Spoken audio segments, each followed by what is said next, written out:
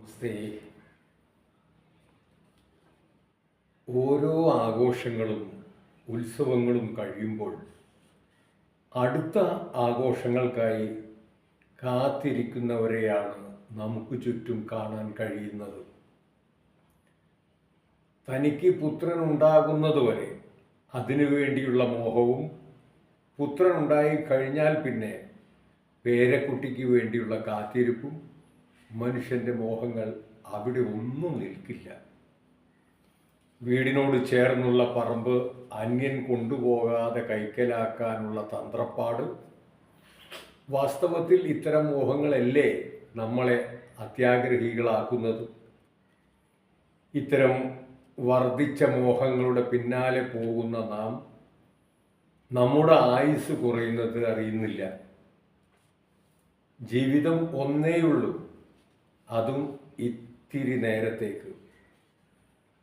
അത് തിരിച്ചറിയാതെ, ഒരു സുഖവും അനുഭവിക്കാതെ, പണം സമ്പാദിച്ചു കൂട്ടുവാൻ വേണ്ടി അങ്ങനെ കൂട്ടി കൂട്ടി വെച്ചവർ അവൻ മരിച്ചു പോകുമ്പോൾ ഒന്നും പരലോകത്തേക്ക് കൊണ്ടുപോകുന്നില്ല എന്ന സത്യം ആരും അറിയുന്നില്ല. ദുഷ്ടന്മാരും സ്വാർത്ഥന്മാരുമായ ചില ആളുകൾ പല മാർഗങ്ങളുടെയും ധാരാളം പണം സമ്പാദിച്ചു കൂട്ടും. ആർക്കും അവരൊരു ഉപകാരവും ചെയ്യുകയില്ല. ഒരു ഉപകാരവും ചെയ്യാത്ത വിധം ആ പണം വെറുതെ സൂക്ഷിച്ചു വെക്കുകയും ചെയ്യും. അതിൽ നിന്ന് അല്പം പോലും ആർക്കും കൊടുക്കുകയേയില്ല. എന്നാൽ സ്വയം ചെലവഴിക്കുകയോ അതും ചെയ്യില്ല. അവനവൻ്റെ കാര്യത്തിന് പോലും ചിലവഴിക്കാതെ വെറും കടലാസ് പോലെ അതവിടെ കിടക്കും. ഈ വിധം പിശുക്ക് കാട്ടി സൂക്ഷിച്ചു വെക്കുന്ന പണം ഒടുവിൽ ഇവിടെ തന്നെ ഉപേക്ഷിച്ച് ജനിച്ചതുപോലെ വെറും കൈയോടെ തിരിച്ചു പോകേണ്ടി വരുമെന്നുള്ള സത്യം എന്തേ ഈ കൂട്ടർ അറിയാതെ പോകുന്നത്? മരണമെന്ന സത്യത്തെ മറന്നുപോയവരാണോ ഇവർ? മനുഷ്യന് മൃഗങ്ങൾക്കില്ലാത്ത സവിശേഷത ഉണ്ടായതുകൊണ്ട് തന്നെയാണ് അവനെ ശ്രേഷ്ഠനെന്ന് പറയുന്നത്. അതുകൊണ്ട് തന്നെയാണ് മനുഷ്യ ശരീരം ദുർലഭമാണെന്ന് പറഞ്ഞിരിക്കുന്നത്. പക്ഷേ മനുഷ്യൻ തൻ്റെ വലിപ്പത്തിന് അഥവാ ശ്രേഷ്ഠതയ്ക്ക് ആധാരമെന്തോ അതിനെ തട്ടിക്കളയുകയാണ് ചെയ്യുന്നത്. പിന്നെ മനുഷ്യൻ്റെ മഹത്വമാർന്ന മാളിക നിലനിൽക്കുന്നത് എങ്ങനെ? മറ്റു പ്രാണികളുടെ മാംസം തിന്നു ജീവിക്കുന്ന സാധാരണ മൃഗങ്ങളെ പോലെ മനുഷ്യരായ നമ്മളും പ്രവർത്തിക്കാൻ തുടങ്ങിയാൽ അത് നമ്മുടെ മഹത്വത്തിൻ്റെ അടിത്തറ ഇളക്കി കളയുന്നതിന് തുല്യമാണ്. താൻ ഇരിക്കുന്ന കൊമ്പിനെ താൻ തന്നെ മുറിക്കുക എന്നുള്ളതുപോലെയാണ്. ഈ ലോകമെന്ന് പറയുന്നത് നമുക്ക് മാത്രമായി ഉള്ളതല്ല. എന്തും പങ്കിട്ട് ശീലിക്കണം. ഇവിടെയുള്ളതെല്ലാം നമുക്ക് മാത്രമായി തിന്നാനുള്ളതല്ല. സകല ജീവജാലങ്ങൾക്കും ഇവിടെ പ്രസക്തിയുണ്ട്.